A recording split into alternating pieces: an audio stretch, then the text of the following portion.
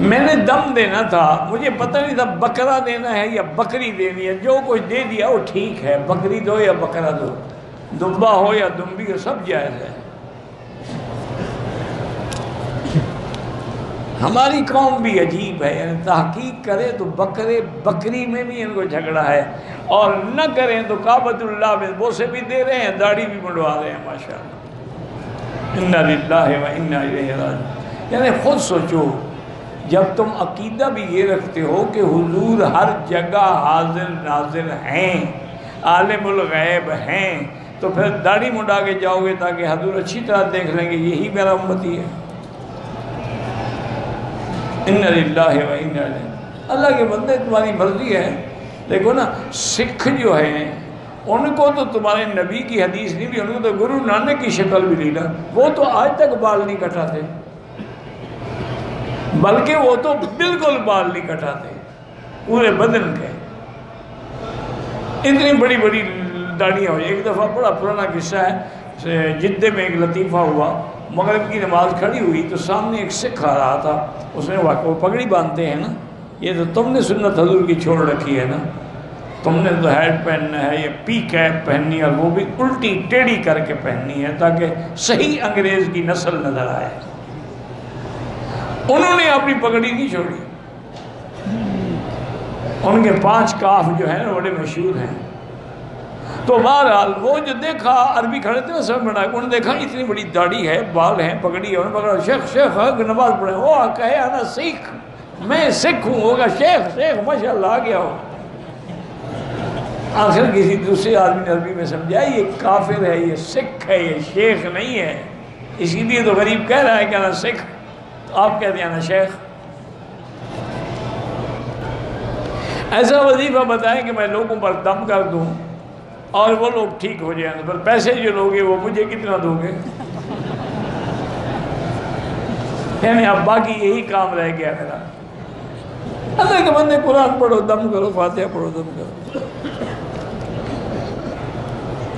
کہتے ہیں لوگ کہ سفر کے مہینے میں بی بی فاطمہ الزہرا روٹی کی چوری اور میٹھی چیز کے ٹکڑے کر کے ان کے گھر میں روٹی نہیں ہوتی تھی تو چوری کہاں سے بناتی تھی؟ ان کے گھر میں تو فاقہ ہوتا تھا، یہ کہاں سے تم نے چوری کھانے کے لیے بی بی فاطمہ کا نام استعمال شروع کر دیا؟ انا للہ و انا الیہ راجعون۔ ان کے گھر میں تو 4 دن فاقہ ہوتا تھا۔ ایک دن حضور آئے تو دیکھا کہ بچے جو ہیں ان کی آنکھیں بھوک سے باہر نکل رہی ہیں، بی بی فاطمہ کا پیٹ مبارک کمر سے لگا ہوا ہے، اٹھ نہیں سکتی۔ یہ کیا بات ہے؟ یا رسول اللہ اتنے دن سے فاقہ ہے۔ تو ہم نے کہا اچھا اللہ سے مدد مانگو۔ حضور نماز واپس گئے تو اللہ نے ایسا کرم فرمایا کہ جنت کا کھانے پہنچ گیا۔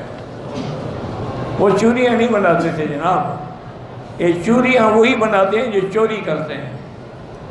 چوری اور چور برابر ہے نا، شریف آدمی کا کیا کام چوریاں بنائے؟ روضے کی تصویر پر حاجی آؤ، شہنشاہ کا روضہ دیکھو، کعبہ تو دیکھ چکے ہو، کعبے کا کعبہ دیکھو۔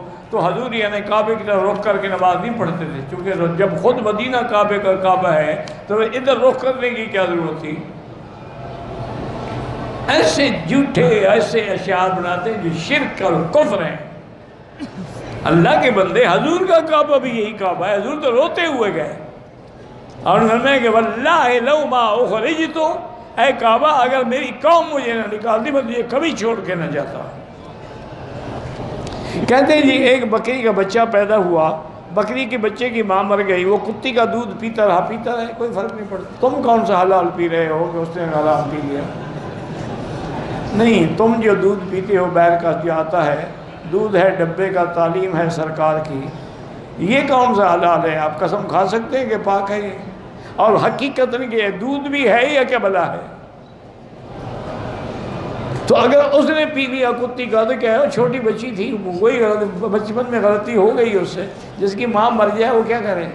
پھر اسی طرح ہوتا ہے، کوئی حرج نہیں ہے، کتی کتی رہے گی، بکری بکری رہے گی۔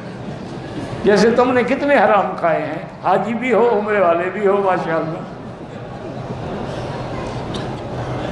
میرے 5 بچے فوت ہو گئے، اس کو 18 کی بیماری کہتے ہیں، بہرحال اللہ تبارک و تعالی شفا عطا فرمائے۔ اس کے لیے بھی علماء نے ایک لکھا ہے تجربہ کہ جس عورت کے بچے پیدا ہو کے مر جاتے ہیں یا حمل گر جاتا ہے، وہ 160 دفعہ ایک کاغذ میں بسم اللہ الرحمن الرحیم، بسم اللہ الرحمن الرحیم، بسم اللہ، یہ آیت لکھ کے طویل بنا کے اپنے پاس رکھے یا گلے میں ڈال لے تو انشاءاللہ اللہ بچہ دیں گے تو صحیح سالم ہوگا۔ مجھے اللہ سے دعا مانگتے ہوئے رونا بہت آتا ہے، اچھی بات، یہ تو اچھی علامت ہے، رونا تو نعمت ہے، رحمت ہے، الدم رحمت، حضور نے فرمایا آنسو بہانا رحمت ہے اللہ کی۔ اور اللہ کے نبی نے دعا مانگی ہے، پناہ مانگی، اللہم انی اعوذ بک من عین لا تدمع، اللہ مجھے اس آنکھ سے بھی پناہ دے جس سے آنسو نہ نکلیں۔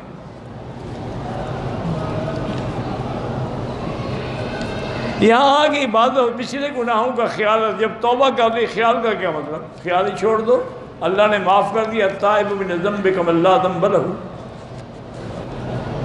اجوا کھجور کی گٹھلی بھی پھینک سکتے ہیں، لیکن بعض علماء محبت سے، جیسے حضرت نانوتوی رحمۃ اللہ علیہ کے پاس جو بھی مدینہ پاک سے کھجور آتی تھی تو کھجوریں تقسیم کرتے طلباء میں اور فرماتے بھائی کھجور آپ کھا لیں اور اس کی گٹھلیاں مجھے دے دیا کریں۔ تو کسی نے بعد میں پوچھا، انہوں نے کہا میں گٹھلیاں سکھاتا ہوں، جب یہ سوکھ جاتی ہیں تو ان کو پیس کے باریک کر کے پھر میں سرمے میں بھی ملا دیتا ہوں، دواؤں میں بھی ملا دیتا ہوں، تو اللہ شفا کر دیتے ہیں۔ آج کل تو ویسے بھی ایک تحقیق ہو گئی ہے نا کہ کھجور اور خاص طور پہ اجوا کی کھجور کی گٹھلیوں سے معجون بناتے ہیں جو دل کا علاج ہے۔